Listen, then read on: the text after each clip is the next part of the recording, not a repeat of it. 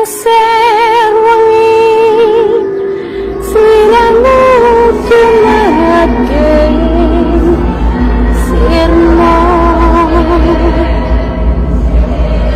aja tangi nggonmu guling. Selamat malam semuanya, kembali lagi di channel Kisah Malam Jumat. Pada malam hari ini, kita akan menceritakan pengalaman horor ketika menaiki kereta saat malam hari. Tanpa berlama-lama langsung kita mulai ceritanya. Perkenalkan, nama saya Doni. Pada kesempatan kali ini, saya ingin berbagi pengalaman mistis yang saya alami saat menaiki kereta.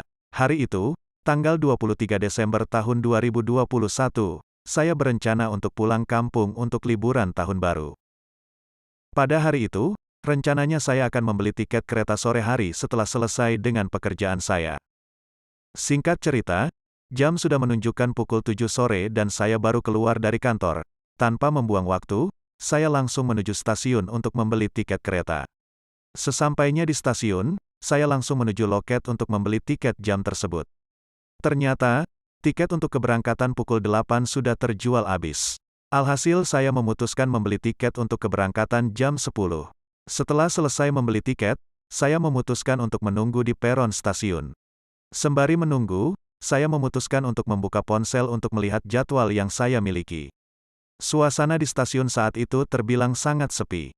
Hal tersebut karena, hanya ada saya dan seorang kakek malam itu. Kejadian itu cukup mengganjal bagi saya. Hal tersebut karena, hari itu menjelang liburan tahun baru, umumnya kondisi stasiun akan sangat ramai dengan orang yang ingin pulang ke kampung halaman mereka. Namun, hari itu justru terjadi sebaliknya. Saya yang tidak mau ambil pusing, memutuskan kembali menatap layar ponsel saya. Tidak lama kemudian, ponsel saya berdering. Ternyata itu adalah telepon dari teman saya. "Lagi di mana, Don?" Singkat cerita, Akbar menelpon untuk meminta saya mengirim draft laporan malam ini. Jam sudah menunjukkan pukul 9.45. Kereta yang saya tumpangi mulai memasuki peron stasiun. Saya memutuskan untuk langsung menaiki kereta dan mencari kursi saya. Saya memperoleh kursi yang berada di gerbong 4 nomor 12A. Setelah menemukan kursinya, saya menempatkan barang-barang di kap atas kursi dan langsung duduk. Sekilas, saya menatap sepanjang gerbong yang saya naiki. Gerbong tersebut cukup ramai, hampir setengah kapasitas terisi semua. Saya merasa lega, karena ternyata tidak hanya saya yang menaiki kereta malam itu. Tak lama kereta pun mulai berangkat. Hal yang mengejutkan adalah, ternyata kakek yang sebelumnya berada di peron stasiun memperoleh kursi tepat di sebelah saya. Saya membantu kakek tersebut untuk menempatkan barang bawaannya di kap atas kursi. Saat itu, kakek itu mengajak saya mengobrol. Untuk menghargainya, saya menjawab setiap pertanyaan yang dilontarkan kakek tersebut. Walaupun, sebagian besar pertanyaan tersebut adalah basa-basi seperti, menanyakan tujuan, dan apakah saya naik kereta sendiri. Saat itu, karena saya merasa cukup lelah, saya memutuskan untuk tidur dan mengakhiri obrolan tersebut. Sebelum saya mengakhiri obrolan, kakek tersebut berpesan pada saya untuk jangan turun jika belum sampai di stasiun tujuan saya. Karena tidak menemukan apapun, mereka memutuskan untuk menutup dan mengunci pintu kamar mereka. Belum sempat untuk melangkahkan kaki, mereka mendengar suara rintihan perempuan meminta tolong. Refleks saya merogoh saku jaket saya untuk memberikan tiket kereta saya. Setelah itu, petugas berjalan menuju penumpang lainnya. Saya sekilas melihat ponsel untuk mengetahui jam. Ternyata masih jam 10:30 malam. Karena masih cukup lama, saya memutuskan untuk melanjutkan tidur. Sekedar informasi, kampung halaman saya memerlukan waktu 2,5 jam jika menggunakan kereta. Singkat cerita, saya terbangun kembali untuk kedua kalinya. Saat itu, saya melihat sekitar dan ternyata kereta sedang berhenti di salah satu stasiun. Namun, saya merasakan sesuatu yang aneh pada stasiun tersebut. Saya merasa asing dengan stasiun pemberhentian tersebut. Hal tersebut karena, saya merasa tidak pernah berhenti di stasiun tersebut saat saya pulang kampung sebelumnya. Saat itu, waktu menunjukkan pukul 11 malam. Saya melihat ke sekitar stasiun melalui jendela kereta. Tidak terdapat keanehan pada stasiun tersebut. Selayaknya stasiun pada umumnya, di sana terdapat aktivitas penumpang dan kru kereta pada malam itu. Beberapa saat kemudian, terdengar pemberitahuan masinis dari speaker kereta. Mereka menginformasikan bahwa kereta mengalami sedikit kerusakan dan harus diperbaiki sehingga penumpang diminta untuk menunggu perbaikan kereta sekitar 45 menit. Karena merasa cukup lama, saya memutuskan untuk turun dari kereta untuk membeli beberapa camilan. Saya melihat sekilas kios yang terdapat di stasiun tersebut. Namun sayangnya, karena sudah malam kios di stasiun sudah tutup. Karena tidak menemukan kios yang terbuka, saya memutuskan untuk keluar stasiun mencari makanan. Tanpa disadari, saya berjalan cukup jauh untuk mencari kios. Saat tersadar, saya melihat sekitar dan tidak menemukan stasiun tempat saya keluar tadi. Tanpa berpikir panjang, saya bergegas untuk kembali menyusuri jalan yang saya lalui sebelumnya. Sekitar 30 menit berjalan, saya belum juga menemukan stasiun tempat awal saya berada. Kemudian saya menyadari sesuatu, semakin saya mengikuti jalan tersebut, jalanan menjadi semakin gelap. Saat itu saya berada di jalanan lurus yang kanan-kirinya ditutupi pepohonan yang cukup besar. Di ujung jalanan tersebut nampak sangat gelap. Hal tersebut membuat saya merasa ragu untuk melanjutkan langkah menuju arah tersebut. Namun, saya memberanikan diri untuk melanjutkan langkah saya ke arah tersebut. Di ujung jalanan nampak terlihat sangat gelap.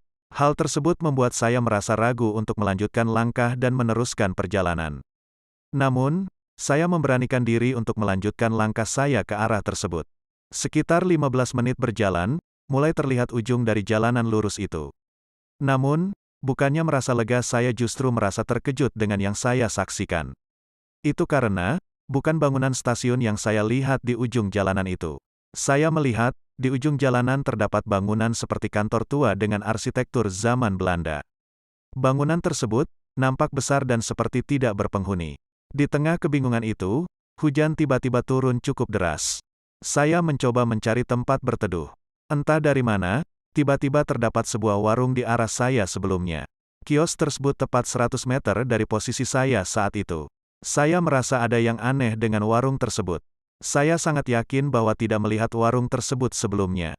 Namun, karena hujan cukup deras, saya memutuskan untuk menuju warung tersebut. Saya mencoba untuk memanggil penjaga warung untuk membeli segelas teh hangat. Penjaga warung keluar untuk membawakan teh hangat yang saya pesan. Penjaga warung tersebut menanyakan bagaimana saya bisa sampai ke tempat itu. Saya pun menceritakan semua yang terjadi pada penjaga warung tersebut. Penjaga tersebut kemudian menjelaskan bahwa bangunan di ujung jalan itu sebaiknya tidak didatangi. Karena tempat tersebut tidak baik untuk manusia. Kemudian, dia menyarankan untuk berjalan lurus ke arah sebaliknya. Penjaga warung menjelaskan, sekitar 15 menit maka saya akan menemukan stasiun yang saya cari. Karena merasa aneh dengan perkataan penjaga warung tersebut, saya pun hanya mengiyakan dan segera menghabiskan minuman saya. Setelah menghabiskan minuman, saya memutuskan berpamitan dan mengikuti saran tersebut. Kebetulan, hujan sudah cukup reda saat itu. Singkat cerita, sekitar 10 menit saya berjalan. Terlihat bangunan stasiun seperti yang dikatakan penjaga warung. Saya bergegas masuk ke dalam stasiun tersebut. Saat itu jam menunjukkan pukul 1 dini hari. Suasana stasiun cukup sepi namun, terlihat seperti aktivitas normal pada umumnya. Saya kemudian menghampiri bagian loket stasiun. Saya menanyakan perihal kereta sebelumnya apakah sudah berangkat atau tidak. Petugas memberitahukan bahwa, kereta baru saja selesai diperbaiki dan akan berangkat. Saya pun lega karena tidak ketinggalan kereta yang saya naiki. Saya langsung bergegas menuju peron stasiun untuk menaiki kereta. Saat saya memasuki peron stasiun, tiba-tiba terdengar lantunan lagu Jawa yang cukup familiar. Saya pun menengok sekitar untuk memastikan dari mana sumber suara tersebut. Tak memenukan sumber suara, mata saya justru tertuju pada sebuah sosok di ujung peron stasiun. Di ujung peron berdiri kakek yang bersama saya sebelumnya. Kakek tersebut seperti hendak menyampaikan sesuatu. Saya pun memfokuskan telinga untuk mendengarkan suara lirih kakek tersebut. Betapa terkejutnya saya, kakek tersebut berkata, "Keluar dari sini, di sini bukan alammu." Setelah mendengar hal tersebut, tiba-tiba suasana stasiun berubah menjadi mengerikan. Saya melihat kembali ke arah sang kakek namun tidak menemukan seseorang di sana. Karena panik, saya mencoba berjalan keluar peron menuju loket stasiun. Belum mencapai loket, saya melihat petugas loket terlihat aneh. Muka petugas tersebut menjadi pucat pasi seperti orang yang sudah meninggal. Sadar akan keanehan tersebut, saya pun memperhatikan seisi stasiun saat itu. Ternyata, bukan hanya petugas loket, namun semua orang yang ada di stasiun tersebut menjadi seperti mayat hidup dengan wajah pucat pasi. Saya mencoba berlari menuju pintu keluar namun sialnya, pintu tidak dapat terbuka. Dalam kondisi ketakutan, saya terus melantunkan semua doa yang saya bisa saat itu. Namun, bukannya membaik justru yang terjadi sebaliknya. Tiba-tiba kaca di stasiun pecah satu persatu. Bukan hanya itu, lampu juga padam dengan sendirinya. Kondisi stasiun kini menjadi sangat gelap. Terdengar suara lantunan lagu Jawa entah dari mana yang menggema di seluruh stasiun. Saat itu, saya hanya bisa pasrah menyaksikan semua yang terjadi. Di tengah kondisi mencekam tersebut, tiba-tiba pintu stasiun terbuka. Saya seperti ditarik oleh seseorang untuk keluar dari stasiun tersebut. Sesampainya di luar stasiun ternyata yang menarik saya adalah kakek itu. Dia mengatakan saya harus pergi menuju bangunan tua sebelumnya jika ingin kembali dengan selamat. Saya berusaha menanyakan maksud ucapan kakek tersebut, namun dicegah. Kakek tersebut mengatakan bahwa tidak ada waktu lagi untuk bertanya. Dia mengatakan bahwa saya harus sampai di sana sebelum fajar tiba. Jika tidak, maka nyawa saya akan dalam bahaya. Kakek tersebut juga berpesan bahwa, apapun yang saya lihat di jalan nanti jangan pernah berhenti untuk menengok ataupun takut. Saya harus terus berjalan hingga masuk bangunan tersebut. Dia juga berpesan, sesampainya di dalam bangunan tersebut, saya harus membaca surat Al-Kahfi sebanyak 3 kali. Saya pun mendengarkan semua perintah kakek tersebut dan bergegas menuju bangunan yang berada di ujung jalan sebelumnya. Di sepanjang perjalanan saya menjumpai berbagai makhluk yang tidak bisa saya gambarkan. Mereka semua berwujud menyeramkan. Sesampainya di depan bangunan saya menatap ke arah bangunan tersebut sekali lagi. Bangunan tersebut nampak sangat gelap, tidak ada penerangan sedikit pun. Namun, karena saya tetap memutuskan untuk memasuki bangunan tersebut. Saat di dalam bangunan tersebut, semua sangat gelap. Saya tidak dapat melihat apapun saat itu. Saya kemudian melantunkan surat Al-Kahfi seperti yang diperintahkan. Saat membaca surat tersebut perlahan kondisi ruangan seperti bercahaya. Saat membaca surat Al-Kahfi yang ketiga, tiba-tiba kondisi ruangan tersebut menjadi sangat terang. Saat itu, saya tiba-tiba tidak sadarkan diri. Singkat cerita, kemudian saya dibangunkan oleh petugas stasiun. Petugas tersebut kemudian menanyakan apa yang terjadi pada saya. Petugas tersebut menceritakan bahwa, setelah saya turun kereta, tiba-tiba saya menuju sudut peron stasiun. Petugas mengatakan bahwa, saya hanya duduk melamun di sudut peron tersebut. Saat itu, saya dalam kondisi bingung ketika ditanyakan hal tersebut. Saya kemudian melirik jam, ternyata pukul 12 malam. Hal tersebut membuat saya heran, karena saya merasa sudah berkeliling sangat lama. Singkat cerita, setelah cukup tenang saya ditanya oleh masinis apakah ingin melanjutkan perjalanan kembali atau tidak. Karena kereta sudah diperbaiki, saya memutuskan untuk melanjutkan kembali perjalanan saya sampai ke kampung halaman. Di sisa perjalanan tersebut semua berjalan lancar tanpa ada kejadian aneh lainnya. Saya pun akhirnya sampai di stasiun tujuan saya dengan selamat. Begitulah cerita yang dialami Doni saat sedang menaiki kereta di malam hari.